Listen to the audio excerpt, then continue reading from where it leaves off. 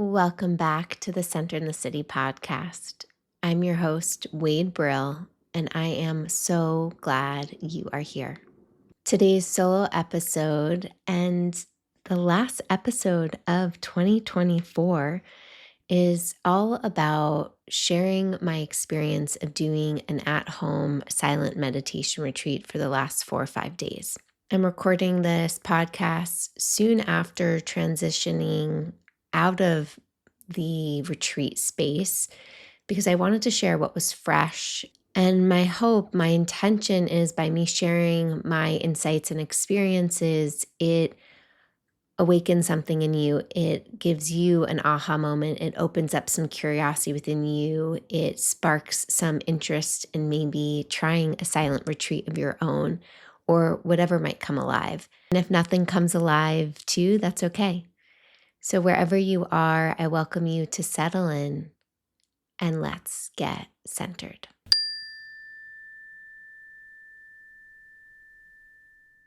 So I'll begin by sharing some context so that you can get a sense and a picture of what I mean by a silent meditation retreat and just can maybe start to visualize it in your own mind. For those that have worked with me or are in my community, you know that I do at least one 5-day silent retreat a year, and that's for various reasons. One, it maintains my meditation teaching certification, as well as I find it immensely helpful for my own practice from a spiritual place, but also a human place, from a heart place, from a reset place, and just honestly, the biggest gift I can give myself.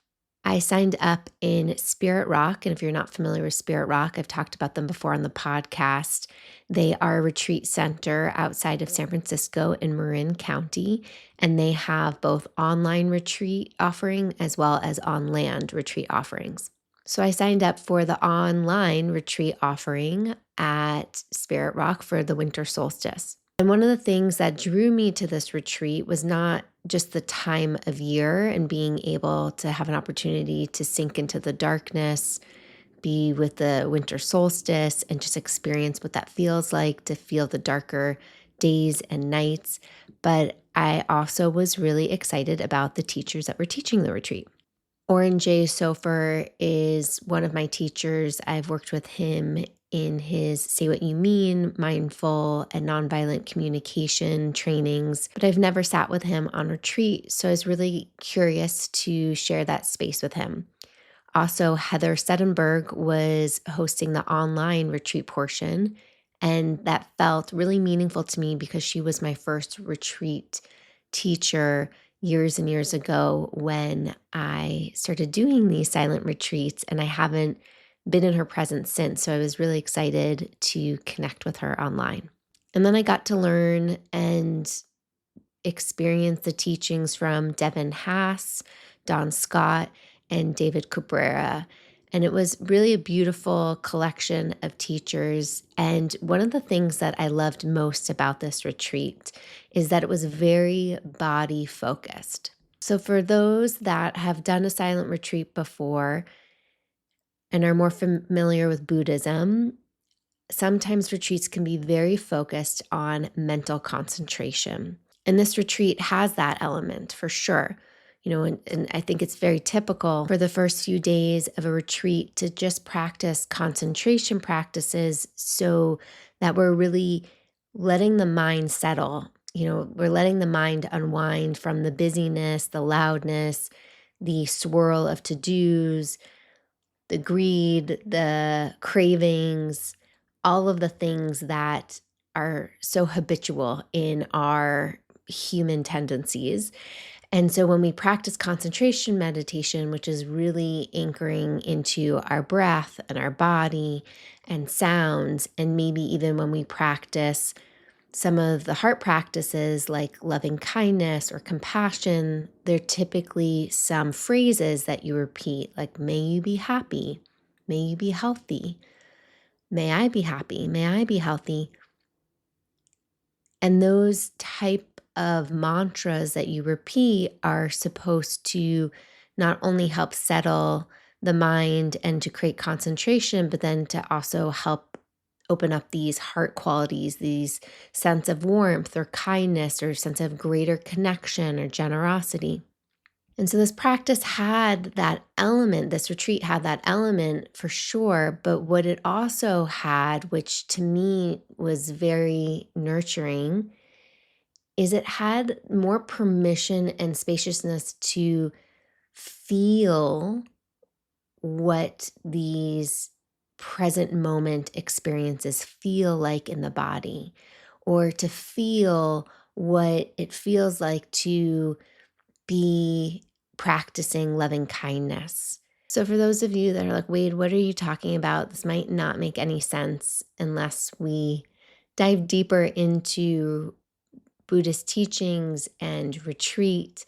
But I'm wanting to give just kind of a high level context. And it felt just very nurturing and grounding, which this season is all about. The guiding retreat principles were about simplicity, kindness, and compassion. So I signed off from technology on Wednesday, the 18th, and it was this sense of going into the dark and slowing it down. To be very transparent, I'm doing this retreat at home. So I turned my office into my own little retreat center. And before going into retreat, going into silence, I let people in my life know that I was signing off for the next few days. My husband and I had an agreement that we would kind of feel out how much silence we would keep between us.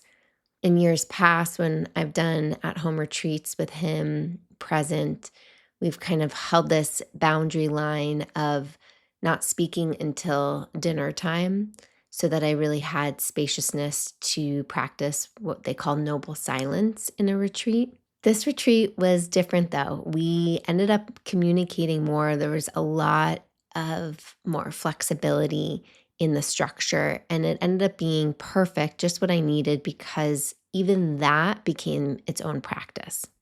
One of the gifts of mindfulness is that when we can pay attention on purpose, everything can offer us wisdom and insight, because we are in relationship to everything, whether it's other people, our home, our space, food, nature.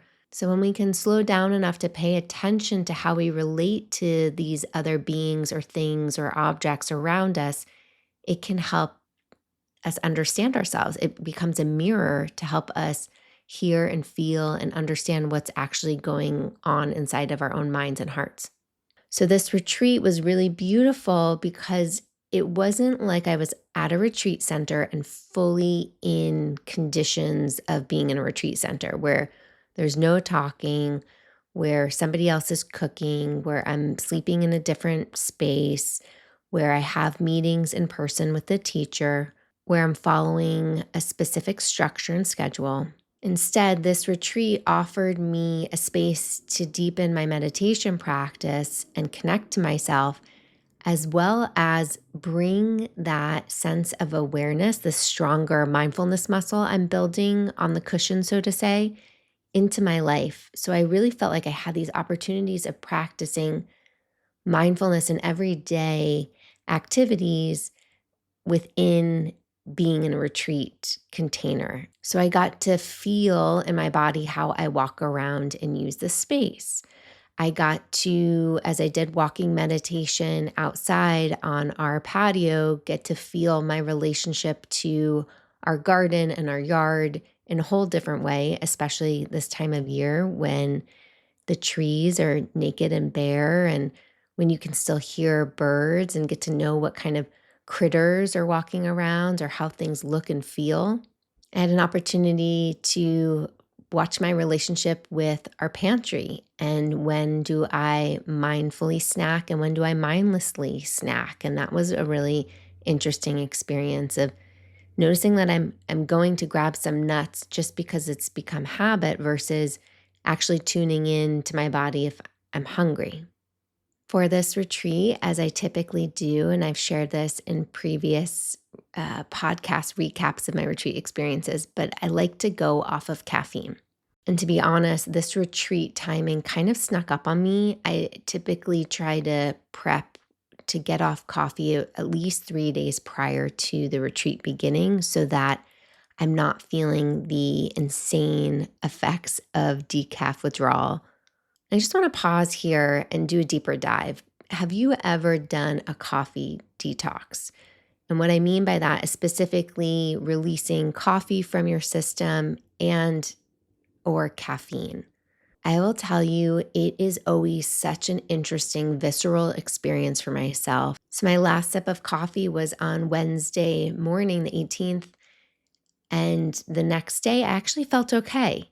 I didn't have any headaches, which I was surprised about. I was just drinking herbal tea, so no caffeinated tea. I just went kind of cold turkey there. When I detox, typically from coffee, I'll try to wean off by doing some green tea and then eventually herbal tea or just hot water with lemon. But I just went straight for it. So, no coffee in my system Thursday.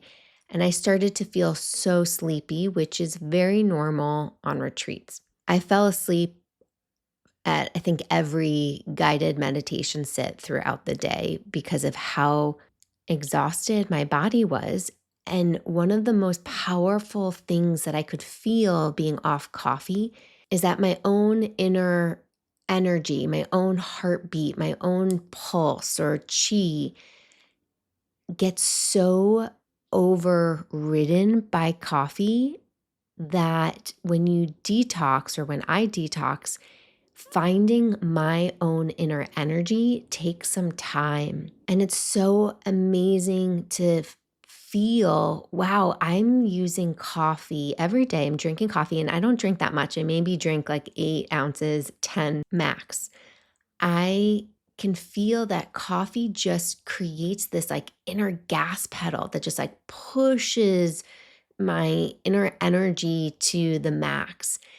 And I wouldn't even say the max, but you can just, it's like it revs my own inner engine. And that feels necessary and good in the moment, right? It feels good to feel awake and alert. It feels good to feel focused. It feels good to have that drug, so to say, in the body to help navigate the daily life. But damn, is it kind of destructive? It like overpowers my own inner intelligent system, which is my body. So the second day of being off coffee, I then started to feel even more exhausted and I actually felt achy. I felt like I was getting sick. And could I have been? Potentially, but I really think it was just detoxing from the coffee where I was feeling achy and more tired and just off. And then come day 3, I start to see the light. I start to feel balanced. I start to feel hydrated inside, that just having tea water, hot water, just regular water was purifying enough for me. Now, meanwhile, my husband's in the house. He's making coffee. The smell of coffee is in the house, and I could smell it and enjoy just the smell. And I wasn't yet craving having a sip. And I can sense there's somewhere back in my mind that's like, ooh, I can't wait for my next cup of coffee. And yet I don't know when I'll start drinking coffee again. Will I just go to decaf? Will I go back to caffeine? I don't know. I'm trying to take it one step at a time here.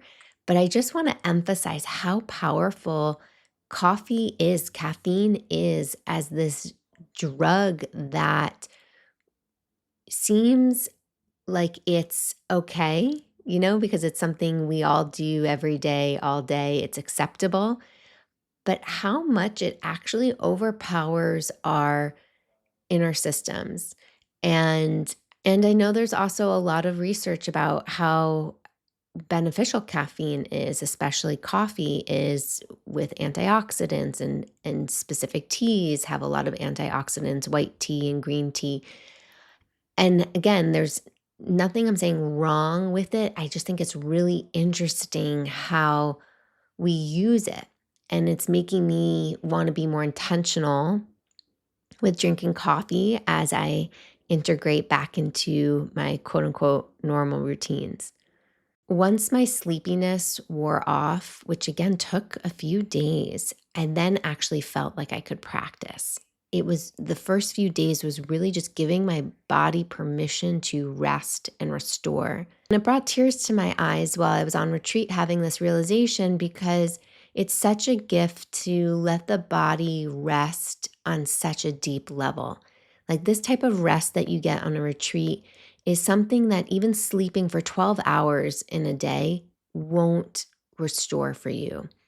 Our modern day, we run so hard, so fast that we don't really realize the impact it has on our physical body, our hearts, our minds, our nervous systems. And I know it is such a privilege to be able to disconnect for 5 days, to not have kids to take care of, or not have other big responsibilities to negotiate around, or a job I can step out of or take that vacation time for. And this is one of my desires and inspiration to be facilitating some forms of silent retreat, not in the Buddhist context, but because I see the benefits of offering the space of silence where we get to disconnect from technology, where we get to disconnect from all the masks we wear, where we get to disconnect from the habitual patterns.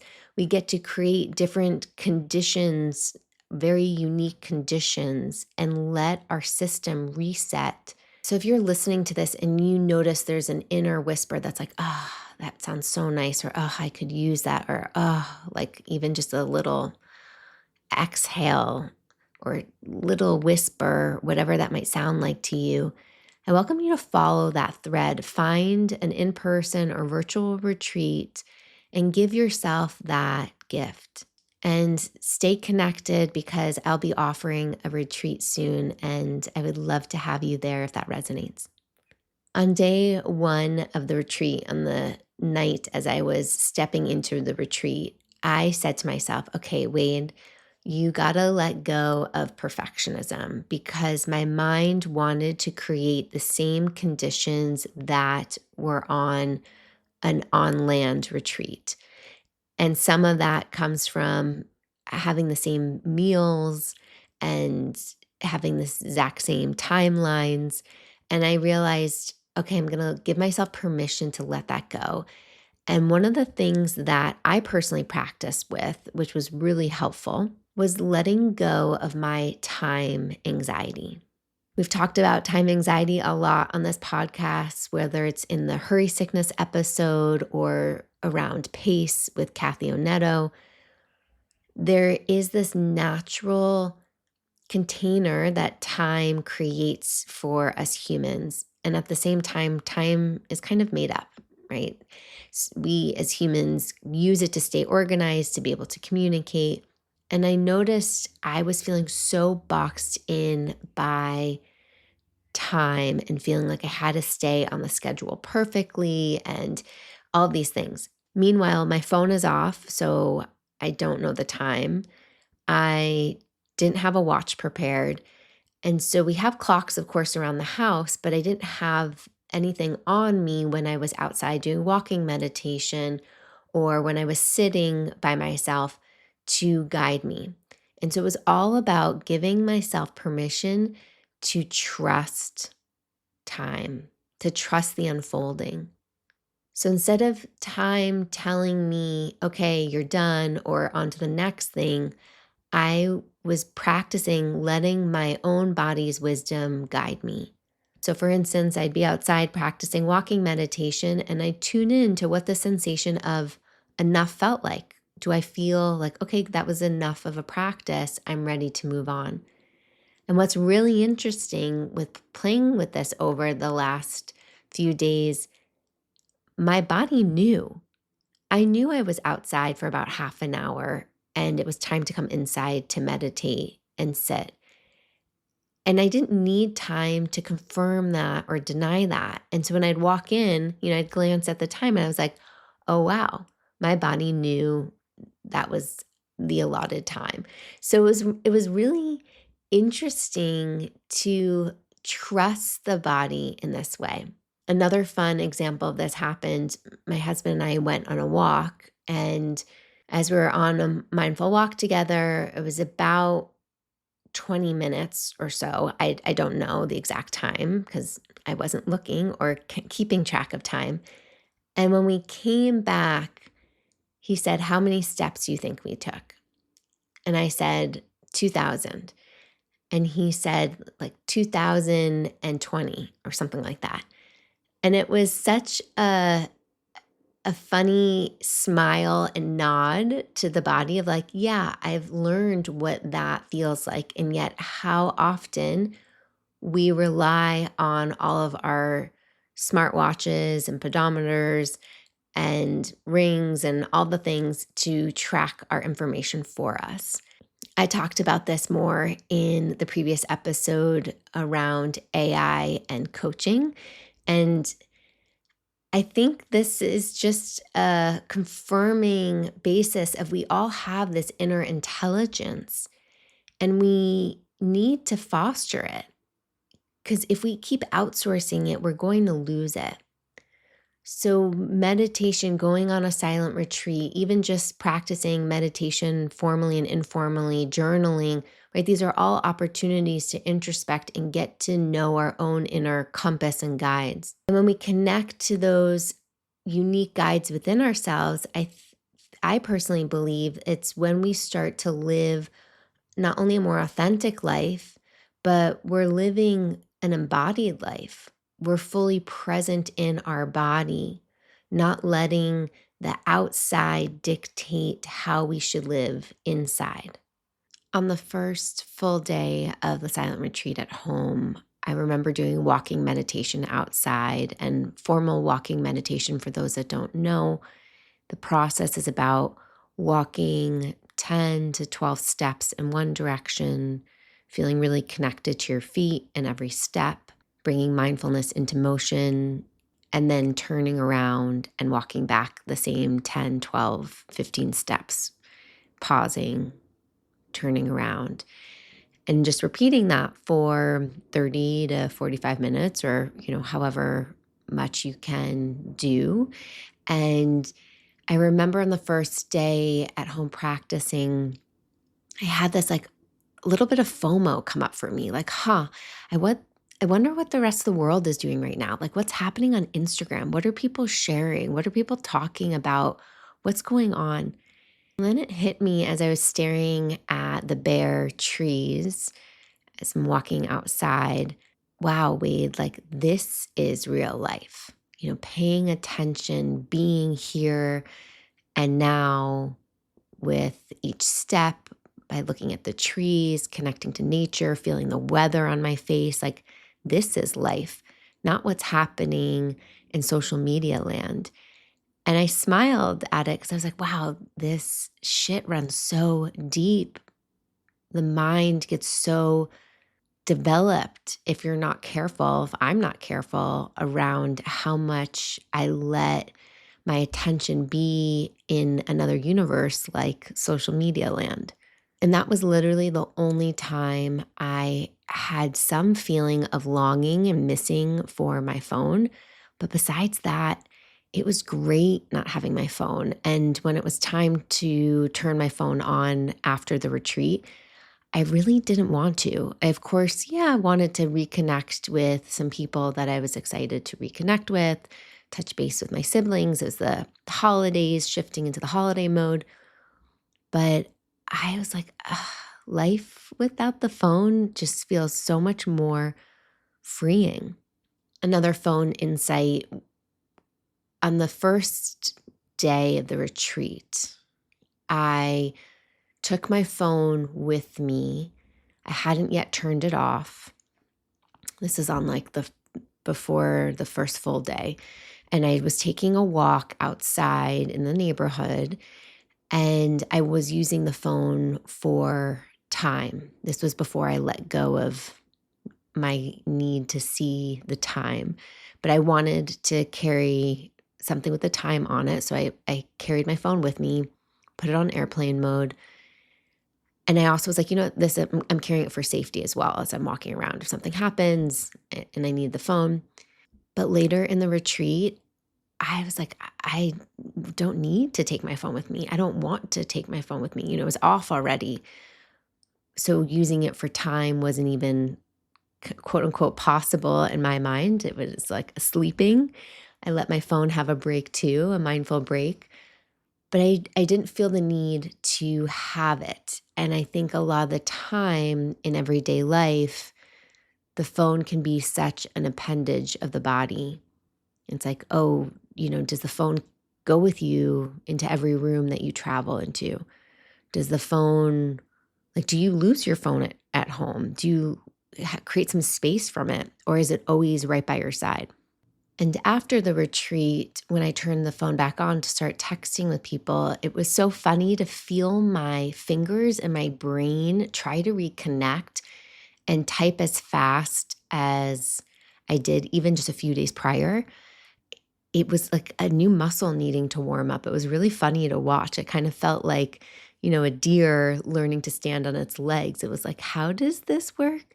So, you know, we can get space from technology, from our phones. And I think it's so healthy to take these cleansing breaks from them to recognize how dependent we are for entertainment, connection, to distract us from boredom. Yes, of course, the phone is amazing for so many things, looking up information, staying connected, learning things, reading things. But reminding ourselves that life is outside of our phones, I think, is so key and really important to also help us as a culture navigate this lonely epidemic that is present across the globe.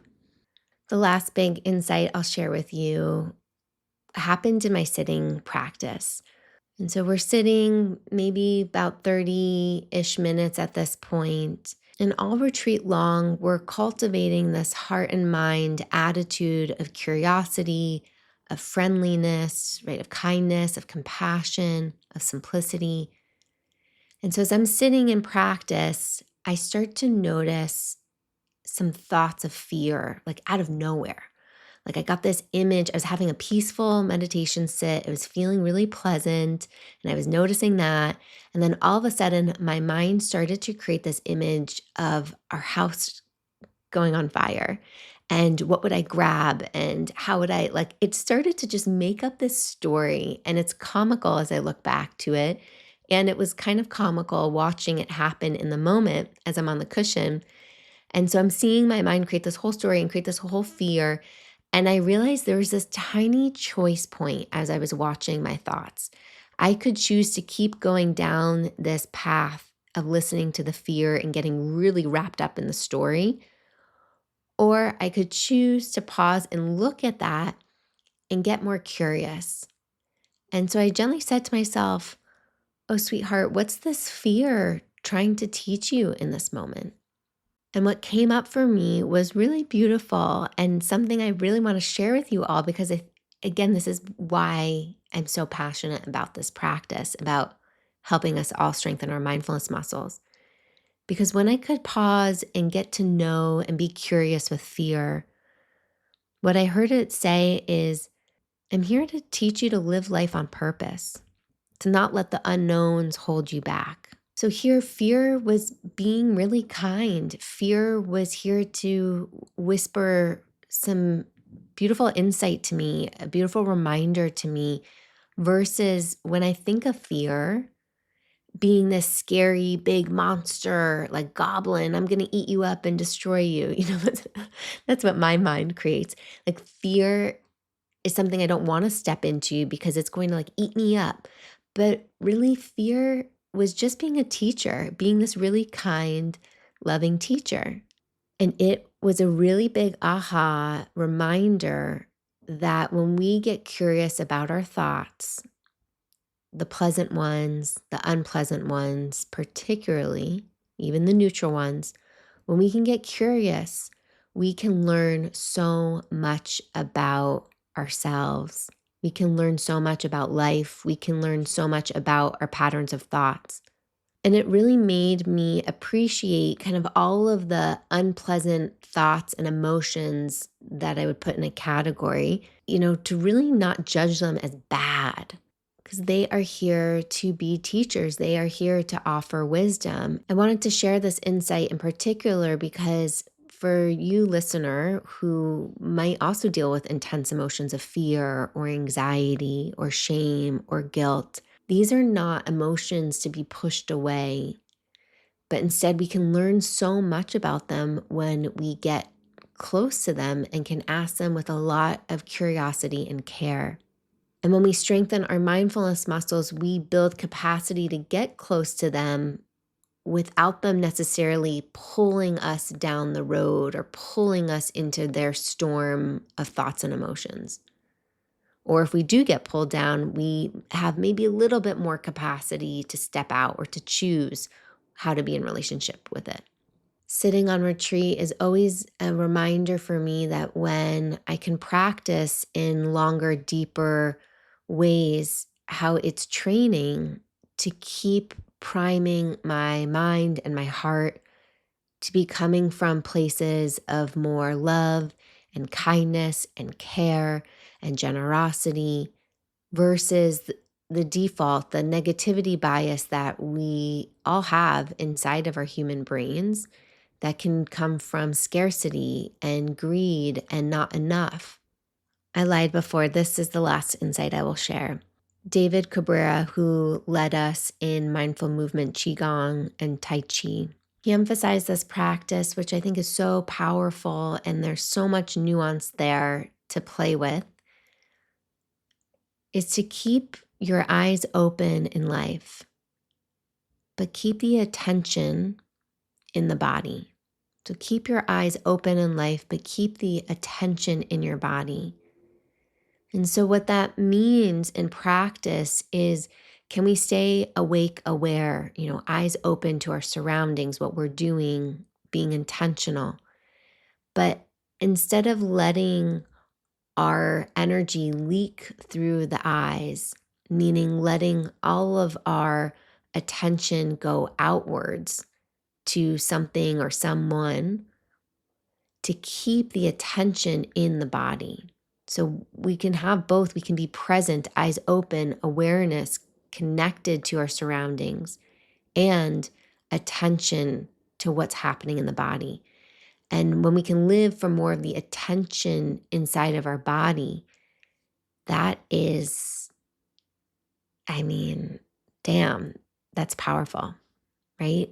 What would it feel like as you listen to this to live from more of an embodied place, from letting your body lead versus what you think you should be doing or what you see is happening around you, or from the dopamine, oxytocin, pings and dings that happen when we use technology.